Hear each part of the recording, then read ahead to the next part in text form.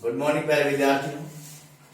आप पढ़ रहे हैं पाठ 3 आयन में अध्याय 4 से, और इसमें अपन आज जो टॉपिक पढ़ेंगे बेटा वो है धनायन विनिमय को प्रभावित करने वाले कारक।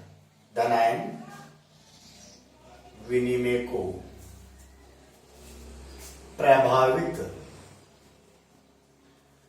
करने वाले कारक।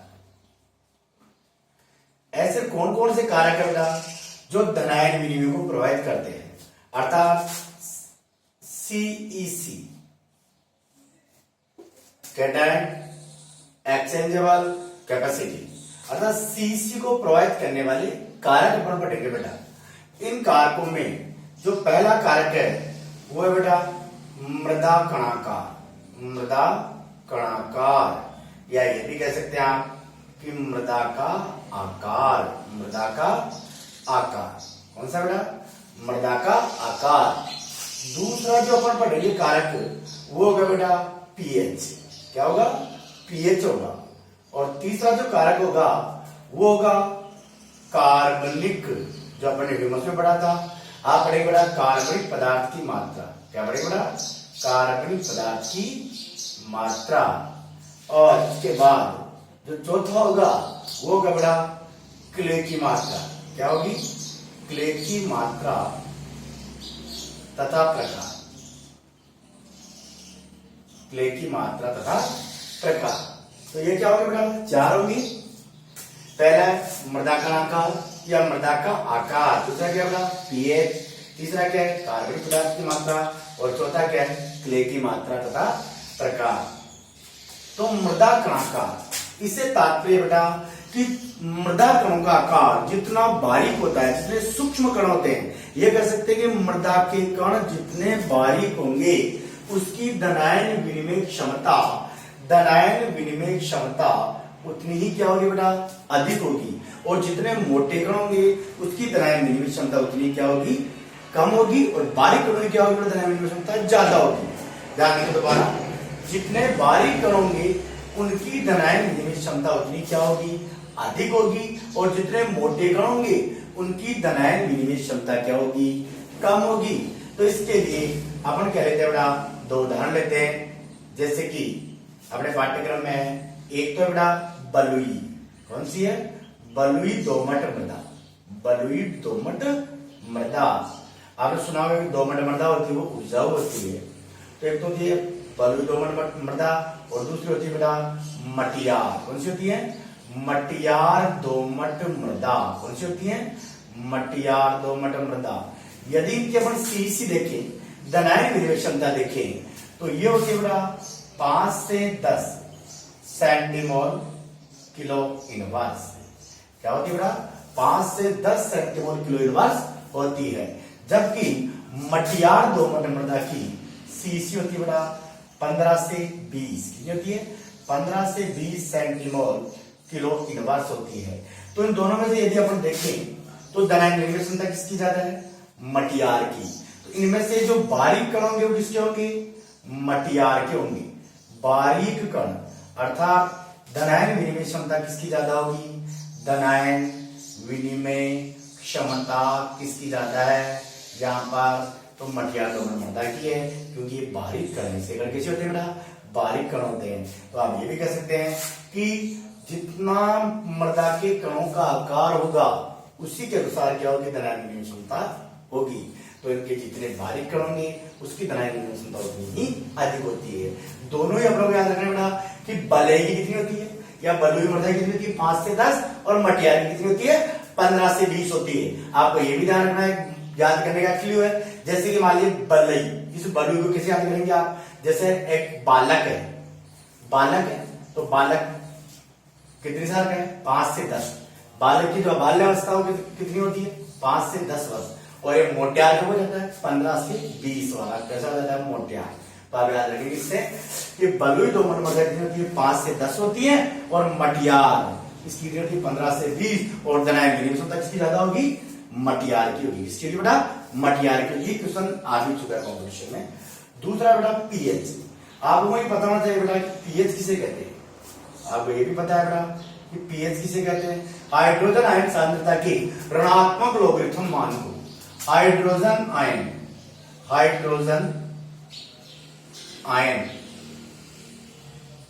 सांद्रता की ऋणात्मक लघु गुणक मान को पीएच कहते हैं। क्या कहते हैं बेटा? पीएच कहते हैं। तो हाइड्रोजन आयन सांद्रता की ऋणात्मक लोगरिथम मान को क्या कहते हैं बेटा? पीएच कहते हैं। और ये पीएच भी किसको प्रभावित करती है?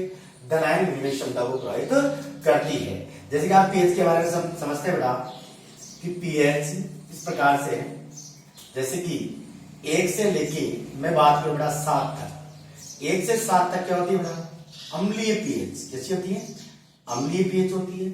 7 पर अपन मानते हैं बेटा उदासीन पीएच। कैसी होती है? उदासीन पीएच होती है। पीएच कितनी होती है बेटा? उदासीन होती है। और 7 से अधिक पर क्या होती है बेटा? पीएच क्षारीय होती है। या क्षारीय विलयन की पीएच कितनी होती है? 7 से अधिक। अम्लीय विलयन की पीएच कितनी होती है? 7 से कम। और 7 की कौन सी मानी जाती है बेटा? उदासीन मानी जाती है। आप ये भी कह सकते हैं कि क्षारीय होंगी तो क्षारीय एक प्रकार से क्या है? ऋणात्मक है। तो ये किसको अपने ओर आकर्षित करेगी? धनायनों को। और धनायनों को जब अपने ओर आकर्षित करेगी तो क्या होगा? धनायन विनिमय क्षमता बढ़ेगी। अर्थात धनायनों का क्या होगा? विनिमय होगा। धनायनों का विनिमय होगा। तो धनायनों का क्या होगा? विनिमय होगा। और विनिमय की मात्रा क्या होगी? बढ़ेगी। तो आप ये कह सकते हैं कि हाइड्रोजन आयन सांद्रता के ऋणात्मक लोगरिथम मान को पीएच कहते हैं। 7 से कम होने पर क्या होती है? अम्लीय होती है। और 7 से अधिक होने पर क्या होती है? क्षारीय होती है। जबकि 7 होगी तो क्या होगी? उदासीन होगी। और इनकी पीएच जब क्षारीय होगी तो वो क्या होगा? धनायनों को अपनी ओर आकर्षित करेगी। और धनायनों को जब अपनी ओर आकर्षित करेगी तो क्या होगा? धनायन विनिमय क्षमता का मान बढ़ेगा। अर्थात जितने ज्यादा धनायन होंगी उसकी विनिमय क्षमता उतनी क्या होगी? अधिक होगी। तो दूसरा कारक बड़ा पीएच, ये भी क्या करता है? धनायन विनिमय क्षमता को प्रभावित करता है। तीसरा होता है कार्बनिक पदार्थ की मात्रा। कौन सा होता है? कार्बनिक पदार्थ की मात्रा। इस कार्बनिक पदार्थ की मात्रा को अपन समझ सकते हैं बेटा ह्यूमस से। समझ सकते हैं? ह्यूमस में अपन ने पढ़ा है कि ह्यूमस क्या होता है बेटा? कार्बनिक पदार्थ होते हैं। क्या होते हैं? कार्बनिक पदार्थ होते हैं। और इनकी जो सीसी होती है उसका औसत मान कितना पढ़ा था बेटा अपन ने? ये पढ़ा था आपने 200 सेंटीमोल किलो इनवर्स। और यह कार्बनिक पदार्थ की मात्रा सर्वाधिक होती है। मैंने आपको बार बार बताया कि ह्यूमस के बारे में सर्वाधिक पूछ जाते हैं या कार्बनिक पदार्थ की मात्रा के लिए पूछ जाते हैं तो आप कहेंगे ह्यूमस की ह्यूमस की जो धनायन विनिमय क्षमता होती है कितनी होती है? 200 सेंटीमोल किलो इनवर्स होती है। और यही क्या होती है? सर्वाधिक होती है। अगर इसका अपन इसकी रेंज देखें, क्या देखें बेटा? रेंज देखें तो ये कितनी होती है? 100 से 300। कितनी होती है? 100 से 300 सेंटीमोल किलो इनवर्स होती है। और मैंने आपको बताया था क्यों कि 100 प्लस 300 बराबर कितना हो गया? 400। और ये 400 में अपन 2 का भाग लेके रह जाएंगे 200 सेंटीमोल किलो इनवर्स। तो आप ये भी कह सकते हैं कि जो ह्यूमस की जो धनायन विनिमय क्षमता होती है 200 होती है, जो सर्वाधिक होती है। तो कार्बनिक पदार्थ की मात्रा भी किसे प्रभावित करती है? धनायन विनिमय को प्रभावित करती है। इसके बाद में अपन देखिए चौथा है बेटा क्ले की मात्रा तथा प्रकार। क्ले की मात्रा तथा प्रकार। क्ले की मात्रा तथा प्रकार में अपन पढ़ेंगे कि क्ले की मात्रा भी धनायन विनिमय को प्रभावित करती है। क्ले क्या है बेटा? मृत्तिका है। और मृत्तिका में अपन ने पढ़ा था सिलिकेट मृत्तिकाओं में कि मृदा में क्ले की मात्रा जितनी होगी, मृदा में क्ले की मात्रा जितनी होगी उतनी इसकी क्या होगी? धनायन विनिमय क्षमता अधिक होगी। मृदा में क्ले की मात्रा धनायन विनिमय क्षमता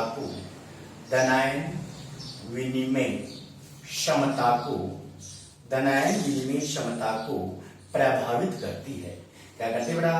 प्रभावित करती है। और इसमें अपन ने पढ़ा है कि ये 3 प्रकार से थी। पहला था बेटा केओलिनाइड्स। कौन सा था?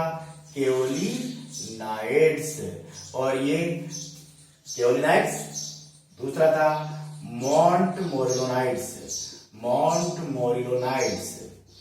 ये मोंटमोरिलोनाइड्स है बेटा। और तीसरा है हाइड्रस माइका, हाइड्रस माइका, जिसको अपन ने क्या नाम दिया था, आप लोगों को बताओ क्या कहा था इसको, इसे कहते हैं इलाइट। क्या कहते हैं? इलाइट। तो ये तीनों क्या है? क्ले के प्रकार है। क्या है बेटा? क्ले के प्रकार है। और इनकी मात्रा, जैसे कि इसकी इनमें सर्वाधिक दरार विनिमय क्षमता किसकी होती है? कई बार होता है आपको कि मोनोनाइट की दरार विनिमय क्षमता सर्वाधिक होती है, और ये कितनी होती है? 80 सेंटीमोल किलो इनवर्स होती है। कितनी होती है? 80 सेंटीमोल किलो इनवर्स होती है। इसकी सबसे केवलाइट की बताया कम, कैसे याद को कम, और मोनोनाइट क्या होती है? सबसे अधिक, और इलाइट की क्या होती है? मध्य की। तो ये कितनी है? ये बेटा 8 सेंटीमोल किलो इनवर्स, 8 सेंटीमोल किलो इनवर्स। और हाइड्रोजन आयन कितनी होती है? तो हाइड्रोजन आयन आपको बताइए कि होती है 30 सेंटीमोल किलो इनवर्स। और अपने पास प्रश्न भी था, तीसरे पार्ट में बेटा प्रश्न था कि सर्वाधिक धनायन विनिमय क्षमता किसकी होती है? तो आप कहेंगे मोनोनाइट की। सबसे कम किसकी होती है? तो आप कहेंगे केवलिनाइट की। और मध्य की किसकी होती है? देखो 8 और 80 के बीच में क्या आ गया? 30। दोनों के मध्य की क्या है? Hydrous mica. तो धनायन विनिमय क्षमता सर्वाधिक किसकी होती है? मोनोनाइट की। और ये किसके कारण होती है? क्योंकि उसमें कैल्शियम आयन की क्या होती है? अधिकता होती है बेटा। ये अपन आगे पढ़ेंगे, कैल्शियम आयन की क्या होती है? अधिकता के कारण इसकी धनायन विनिमय क्षमता क्या होती है बेटा? अधिक होती है। तो ये अपन ने पढ़ा धनायन विनिमय को प्रभावित करने वाले कारक। दोबारा देखेंगे आपको, 4 कारक है। पहला कारक है बेटा मृदा का आकार या मृदा कणाकार। दूसरा होता है बेटा पीएच। दूसरा क्या होता है? पीएच।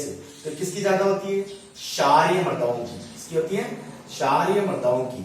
और ये क्षारीय मृदाएं होने के कारण ये धनायनों को क्या करती है? अपनी ओर आकर्षित करती है। इसके कारण सीसी का मान बढ़ता है। क्या होता है बेटा? सीसी का मान बढ़ता है, मान बढ़ता है, याद ही रखना है। कणों के आकार के बारे में पढ़ा था अपन ने, एक थी बलुई और दूसरी थी बेटा मटियार। कौन सी थी?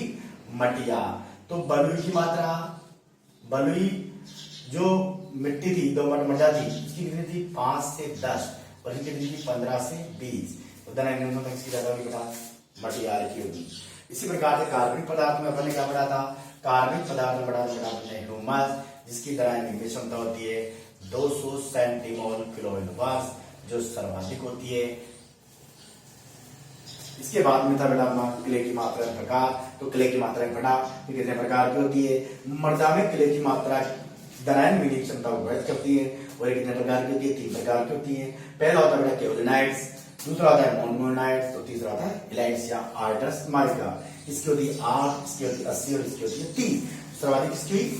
मोनोनाइट्स। इसके बाद में बेटा जो अपना अगला टॉपिक होगा वो है धनायन विनिमय तथा पौधों को पोषण। कि किस प्रकार से धनायन विनिमय पौधों को की पोषकता पर आधारित। धनायन विनिमय तथा पौधों को पोषण, इन दोनों के बारे में अपन चर्चा करेंगे। धनायन विनिमय तथा पौधों को पोषण या पौधों का पोषण। धनायन विनिमय तथा पौधों का पोषण। धनायन विनिमय से किस प्रकार से पौधों का क्या होगा? पोषण होगा। तो इसके लिए आप कह सकते हैं बेटा कि अधिशोषित धनायन, अधिशोषित धनायन पौधों को आसानी से प्राप्त होते हैं। अधिशोषित धनायन पौधों को आसानी से प्राप्त होते हैं। इनका विनिमय 2 प्रकार से होता है। कितने प्रकार से होता है बेटा? 2 प्रकार से होता है। पहला होता है यह पोषक तत्वों को स्वतंत्र करती है। क्या करती है? ये याद रखेंगे आप। यह पोषक तत्वों को स्वतंत्र करती है। क्या करती है बेटा? स्वतंत्र करती है। स्वतंत्र करती है, इससे तात्पर्य होता है बेटा कि जब इसे विलयन में डालते हैं, जब अपन क्या करते हैं, ये इसके किसमें चले जाते हैं? विलयन में चले जाते हैं। किसमें चले जाते हैं? विलयन में चले जाते हैं।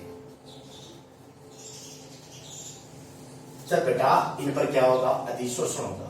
धनायन का क्या होगा? अधिशोषण होगा। धनायन अधिशोषण। धनायन विनिमय किस प्रकार से पौधों को पोषण देता है, यह पढ़ रहे हैं बेटा। तो धनायन अधिशोषण होगा और ये पोषक तत्वों को क्या करेगा? स्वतंत्र कर करेगा। और इसके अंदर मृदा में क्या चले जाएंगे? पोषक तत्व, और जब ये विलीन अवस्था में चले जाएंगे तो विलीन अवस्था में जाने पर यह पौधों किस प्रकार से प्राप्त होगा, यह पौधों के मूल रोम जिनसे वो सभी प्रकार के पोषक तत्व लेते हैं, मूल रोम तथा सूक्ष्म जीवों को प्राप्त होता है। सूक्ष्म जीवों के संपर्क में आना, संपर्क में आते या आता है ग्रहण में आते हैं और इसके बाद में क्या होता है बेटा, मृदा को प्राप्त होते हैं, मृदा को प्राप्त होते हैं। दोबारा ध्यान देंगे आप लोग, ये थोड़ा समझने लायक टॉपिक है बेटा, इसमें दोबारा ध्यान देंगे। धनायन विनिमय तथा पौधों का पोषण, किस प्रकार से धनायन विनिमय पौधों के पोषण को प्रभावित करता है। तो धनायन इसमें क्या होता है, अधिशोषित धनायन, अधिशोषित धनायन पौधों को आसानी से प्राप्त होते हैं। अधिशोषित धनायन पौधों क्या होते हैं, आसानी से प्राप्त होते हैं, अर्थात धनायन का क्या होगा, अधिशोषण होगा। क्या होगा, धनायन का अधिशोषण होगा और यह धनायन का जो अधिशोषण होगा ये पोषक तत्वों क्या करेगा, स्वतंत्र करेगा। अर्थात जो पौधे हैं इनके मूल रोम तक या इनके जो ये हल्के से रोम सदस्य होते हैं मूल के ऊपर, इनको प्राप्त होंगे और ये कहां चले जाएंगे, विलीन में चले जाएंगे और विलीन में जाने के बाद यह मूल रोम को या मूल रोम को प्राप्त नहीं होते हैं तो सूक्ष्म जीवों को प्राप्त हो जाते हैं या उनके संपर्क में आ जाते हैं। अगर इनको भी प्राप्त नहीं होते हैं तो ये क्या है, पानी के साथ बहकर निकल जाते हैं, पानी के साथ बहकर निकल जाते हैं, जो आपके अध्याय में नहीं है। तो फिर भी आप कह सकते हैं कि विलीन में चले जाते हैं। विलीन में चले जाने के बाद ये मूल रोमों को प्राप्त हो जाते हैं, अर्थात विलीन से क्या प्राप्त हो जाते हैं, मूल रोमों को प्राप्त हो जाते हैं। अगर मूल रोमों को प्राप्त नहीं होते हैं तो वही पर बड़ा सूक्ष्म जीव तो है मृदा के अंदर खूब सारे, उन सूक्ष्म जीवों के संपर्क में आते हैं और यदि उनको भी प्राप्त नहीं होते तो ये कहां चले जाते हैं, पानी में बहकर चले जाते हैं या पानी के साथ बहकर निकल जाते हैं पोषक तत्व। अर्थात इस प्रकार से ये पौधों को प्राप्त होते हैं। तो पौधों को प्राप्त किस प्रकार से, मूल रोम से। किस प्रकार से बेटा, मूल रोम से। तो ये क्या था, धनायन विनिमय तथा पौधों को पोषण, पौधों को पोषण। अब दूसरा बेटा, ये तो था पहला किस प्रकार से प्राप्त होते हैं। दूसरा प्रोसेस ये कहता है कि मूल रोम और सूक्ष्म जीव जब मूल रोम और सूक्ष्म जीव कोलाइडी विलयन के संपर्क में आते हैं, कोलाइडी विलयन के संपर्क में आते हैं या कोलाइड्स के संपर्क में आते हैं, कोलाइड्स के संपर्क में आते हैं, मूल रोम के संपर्क में या सूक्ष्म जीवों के संपर्क में कह सकते हैं कि कौन आते हैं, कोलाइड्स आते हैं। तो कोलाइड्स के संपर्क में आते ही ये किसको प्राप्त हो जाते हैं, पौधों को प्राप्त हो जाते हैं। तो आप कह सकते हैं कि पौधों को प्राप्त किस प्रकार से होते हैं, या तो मूल रोम द्वारा या कोलाइड्स के विलयन के द्वारा। अर्थात जब ये मूल रोम सूक्ष्म जीवों के संपर्क में आएंगे, सूक्ष्म जीव कोलाइड्स के संपर्क में आएंगे तो कोलाइड्स कहां पहुंच जाएगा, विलयन बनकर कहां पहुंच जाएगा बेटा, पौधों को प्राप्त हो जाएंगे। तो आप ये भी कह सकते हैं कि धनायन विनिमय तथा पौधों का पोषण एक दूसरे पर निर्भर है। धनायन विनिमय होगा तो पौधों का जो पोषण होगा वह सुचारू रूप से होगा। तो ये था बेटा धनायन विनिमय तथा पौधों का पोषण। इसके बाद में कुछ चीजें जो आपको नोट करनी, उन चीजों का बेटा आपको विशेषकर ध्यान रखना है। ये कॉम्पिटिशन में आपसे पूछी जाती है कि धनायन विनिमय किस प्रकार से पौधों के पोषण को प्राप्त होता है। धनायन विनिमय से पौधों की पोषक तत्वों की प्राप्ति निम्न बातों पर निर्भर करती है। ये निम्न बातें कौन कौन से बेटा, ये भी आपको ध्यान रखनी है। जैसे कि पहली होती है धनायन संतृप्ति, धनायन संतृप्ति। इससे पहले आप ऊपर लिख सकते हैं, यह निम्न बातों पर निर्भर करती है। धनायन विनिमय पौधों को तथा पौधों का जो पोषण है वह निम्न बातों पर निर्भर करता है, निम्न बातों पर निर्भर करता है। पहला बेटा धनायन संतृप्ति। क्या होता है, धनायन संतृप्ति। और धनायन संतृप्ति कब होगी बेटा, जब वहां पर अत्यधिक मात्रा में क्या होंगे, धनायन होंगे।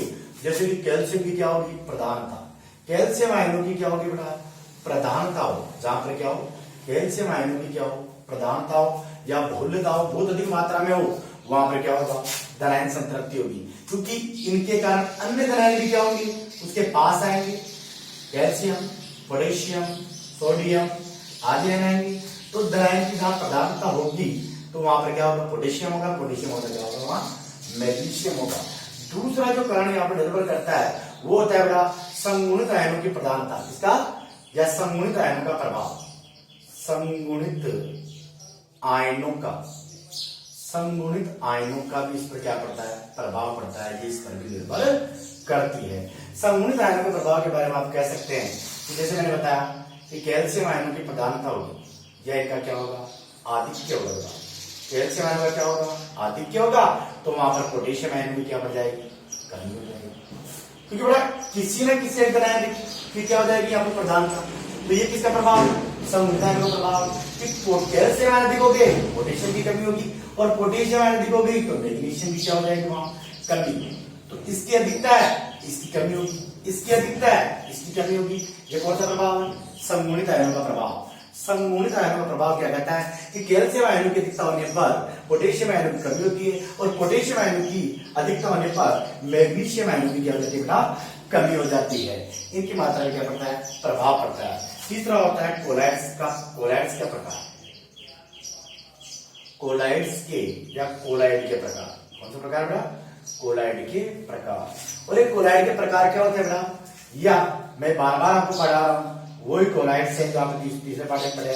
पहला कौन सा था, केओलिनाइड्स, दूसरा कौन सा था, मोंटमोरिलोनाइड्स,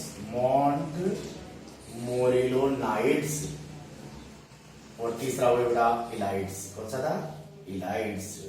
इन तीनों में यदि अपन देखें तो इन तीनों में सबसे ज्यादा कैल्शियम की मात्रा किसमें होती है, यहाँ भी कैल्शियम के बारे में पढ़ रहे हैं, यहाँ भी कैल्शियम के बारे में, यहाँ भी। तो कैल्शियम की क्या होती है, प्रधानता होती है, वो मिट्टी क्या मानी जाती है, सबसे अच्छी उपजाऊ मानी जाती है। ये भी आपको याद रखना। मैंने पहले बताया था कि जितने भी आयन होते हैं, चाहे वो सोडियम, पोटेशियम, एल्यूमिनियम, कैल्शियम, इनमें सबसे ज्यादा मात्रा किसकी होती है, इनमें सबसे ज्यादा मात्रा किसकी होती है, वो कैल्शियम की ही होती है। तो सब बातें किस पर निर्भर कर रही है, कैल्शियम पर। तो मोंटमोरिलोनाइड्स, इसकी ध्रुवीय क्षमता आपको पता है सबसे ज्यादा होती है 80 सेंटीमोल क्लोरीन। और ये क्यों होती है, क्योंकि इसमें कैल्शियम आयन की क्या होती है, प्रधानता होती है। क्या होती है, और कैल्शियम आयन की प्रधानता के कारण ये कण क्या होते जाते हैं, बारीक होते जाते हैं, और जितने ज्यादा बारीक कण होंगे उतनी क्या होगी, धारण में क्षमता होगी। तो कैल्शियम आयनों को धारण करने की क्षमता पर आधारित है। किस पर आधारित है, कोलाइड्स के प्रकार। ये मोंटमोरिलोनाइड सर्वाधिक क्यों होता है, क्योंकि कैल्शियम आयनों की प्रधानता पर आधारित है। इससे कम किसका होता है, केओलिनाइड्स का, और मध्य किसका होता है बेटा, इलाइड्स का होता है। तो आप ये कह सकते हैं कि यह निम्न बातों पर निर्भर करती है। क्या, तो आप कहेंगे धनायन विनिमय तथा पौधों का पोषण निम्न बातों पर भी निर्भर करता है। वो पहला है धनायन संतृप्ति, दूसरा है संगुणित आयनों का प्रभाव, और तीसरा बेटा कोलाइड्स के प्रकार।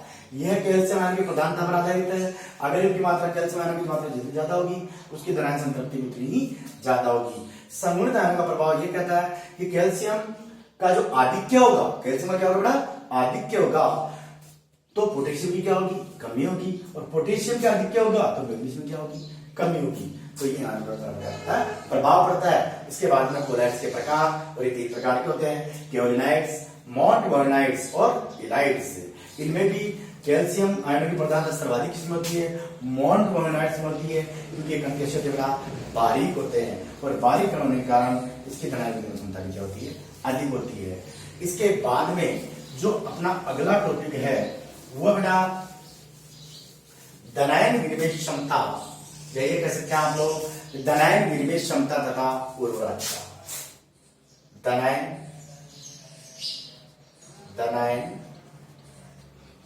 विनिमय क्षमता तथा उर्वरकता। धनायन विनिमय क्षमता तथा उर्वरकता, ये उर्वरकता भी धनायन विनिमय क्षमता पर आधारित है। ये उर्वरकता भी किस पर आधारित है, धनायन विनिमय क्षमता पर आधारित है। यह कहा जाता है कि प्रकाश संश्लेषण के बाद यदि पौधों के लिए सबसे महत्वपूर्ण कार्य है, प्रकाश संश्लेषण के बाद यदि पौधों के लिए सबसे महत्वपूर्ण कार्य है तो वो क्या रहा, या सबसे महत्वपूर्ण वो कौन सा है, धनायन विनिमय क्षमता है। यह मृदा उर्वरकता को प्रभावित करती है। या मृदा उर्वरकता क्या बेटा, प्रचुर स्रोत है। इस पर क्षारकता, मृदा गुणों, इनके कणों, इनके संरंध्रीय प्रकृति, इनकी जल धारण क्षमता या रंध्रीय गुण इनका क्या करता है, अधिक, इनकी मात्रा अधिक होती है। उर्वरक जो मृदा होगी, जो उर्वरक मृदाएं होगी बेटा, उनकी जल धारण क्षमता या कह सकते हैं कि उसकी क्षारकता, क्षारकता, कणों का आकार, रंध्रता, ये कह सकते हैं रंध्रता, और उसके बाद कह सकते हैं आप कि दानेदार प्रकृति, और ये कह सकते हैं बेटा कि जल धारण क्षमता, जल धारण क्षमता, जल धारण क्षमता, ये सभी दनायन विधि पर आधारित है। और दनायन विधि में पर आधारित क्या होती है, ये उर्वरक होती है। क्या होती है, उर्वरक। तो यदि मृदा क्षारीय होगी, कणों का आकार बारीक होगा, सहरंध्रीय होंगी, दानेदार होंगी, या उसकी जल धारण क्षमता अधिक होगी, तो उसकी उर्वरकता भी क्या होगी, अधिक होगी। आपसे पूछा जाए उर्वरक मृदा कौन सी मानी जाएगी, तो आप क्या कहेंगे कि जो क्षारीय, कणों का आकार महीन हो, कैसा हो, कणों का आकार क्या हो, महीन हो या बारीक हो, सहरंध्रीय हो, क्या हो, सहरंध्रीय हो, दानेदार हो, और जल धारण क्षमता क्या हो बेटा, अधिक हो, ऐसी मृदाएं कैसी होगी, उर्वरक होगी। क्या होगी बेटा, उर्वरक होगी। और इनका CEC का मान भी क्या होगा, अधिक होगा। इनका CEC का मान भी क्या होगा बेटा, अधिक होगा। ये आपको याद रखना है। और कुछ चीजें जो आपको नोट कर लेनी बेटा, जैसे कि पहले दी गई यहाँ पर कि हाइड्रोजन आयन तथा एल्यूमिनियम आयन, हाइड्रोजन आयन तथा एल्यूमिनियम आयन के कारण मृदा अम्लीय होती है। मृदा कैसी होती है, अम्लीय होती है। यह आपने सुना होगा कि जिसमें H+ आयन होते हैं वो क्या होती है, मृदा अम्लीय होती है। एल्यूमिनियम हाइड्रोक्साइड होते हैं, मृदा कैसी होती है, अम्लीय होती है।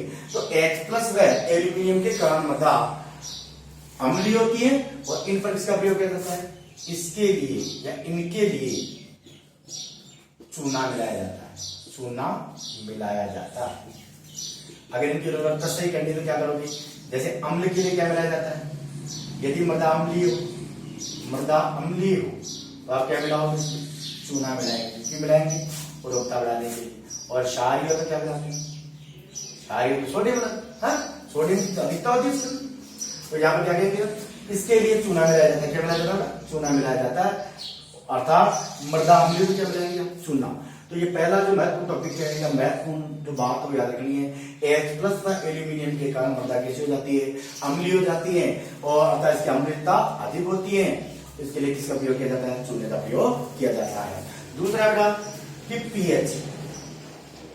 पीएच मान 8 होना चाहिए, 8 या अधिक होने पर, 8 या अधिक होने पर, या जो 8 की उस सबसे अच्छी मानी जाती है, सबसे अच्छी पीएच मृदा के लिए कौन सी है, उर्वरी, या कह सकते हैं उर्वरकता शक्ति किस पीएच पर सर्वाधिक होती है, तो आप कहेंगे 8 पर। तो ये भी याद रखना है कि पीएच 8 होने पर मृदा सर्वाधिक उर्वरकता प्रदर्शित करती है, प्रदर्शित। ये भी आपको ध्यान रखना। दूसरा क्या है, पीएच मान ये कितना होना चाहिए, 8 होना चाहिए। यही से हल्का अधिक भी चलेगा। तो इसमें क्या होता है, सबसे अधिक होती है क्या, उर्वरकता, अर्थात सर्वाधिक उर्वरकता प्रदान करने की कितनी पीएच होनी चाहिए, 8। ये भी आपको याद रखना है। तीसरा है बेटा कि 9 से 12 होने पर, यदि पीएच 9 से 12 है, ये भी बहुत महत्वपूर्ण है कि पीएच 9 से 12 होने पर मिट्टी प्रभावी रूप से उपजाऊ नहीं होती, प्रभावी रूप से उपजाऊ नहीं होती, क्या नहीं होती है, उपजाऊ नहीं होती है। यदि पीएच कितनी होगी, 8 होगी, तो मिट्टी किसी होगी, सर्वाधिक उपजाऊ होगी। 9 से 12 होने पर क्या होगी, उपजाऊ पर क्या हो जाता है, इसका कम हो जाता है। इसके बाद में आप ये भी कह सकते हैं कि जिन मृदाओं में कैल्शियम की प्रचुरता होती है या कैल्शियम आयनों की अधिकता होती है, वो मृदाएं क्या मानी जाती हैं, अधिक उपजाऊ मानी जाती है, या उनकी उर्वरकता क्या होती है, सर्वाधिक होती है, सर्वश्रेष्ठ होती है। तो ये चीजें आपको याद रखनी है। और इनके लिए जो पीएच होता है वो कितना होता है, 6.5 से 7.5 होता है। तो ये चारों चीजें आपको याद रखनी है। H+ आयन या एल्यूमिनियम आयंस, ये जहां पाए जाएंगे वो मृदाएं कैसी होंगी, अम्लीय होंगी। और अम्लीय होने पर अगर अम्लीयता बढ़ती है तो उस समय क्या मिलाया जाएगा, चूना मिलाया जाएगा। अर्थात मृदा अम्लीय को क्या मिलाएंगे आप, चूना मिलाएंगे। दूसरी बात आपको याद रखनी है कि उर्वरक मृदाओं के लिए पीएच कितने होना चाहिए, 8 होना चाहिए। और ये पीएच 9 से 12 तक नहीं होना चाहिए, क्योंकि फिर उपजाऊपन क्या जाता है, धीरे धीरे कम होता जाता है। और इसके बाद में कैल्शियम आयन की अधिकता होने पर मृदा क्या होती है, सर्वाधिक उपयुक्त होती है। और इसके लिए पीएच कितना होता है बेटा, 6.5 से 7.5 होता है। तो ये अपन ने पढ़ा बेटा धनायन विनिमय क्षमता को प्रभावित करने वाले कारक, धनायन विनिमय तथा पौधों को पोषण। और उसके बाद में पढ़ा हमने धनायन विनिमय तथा उर्वरकता। अगला जो टॉपिक होगा वो होगा बेटा मृदा की व्यय संतृप्तता, अर्थात मृदा की प्रतिशत व्यय संतृप्तता, जो पढ़ेंगे अपन अगले चैप्टर में कि मृदा की प्रतिशत व्यय संतृप्तता क्या होती है, वो किस प्रकार से मृदा को उपजाऊ या उसके मतलब मृदा को उपजाऊ बनाती है। मतलब अपना मृदा की प्रतिशत व्यय संतृप्ति। ठीक है बेटा, आगे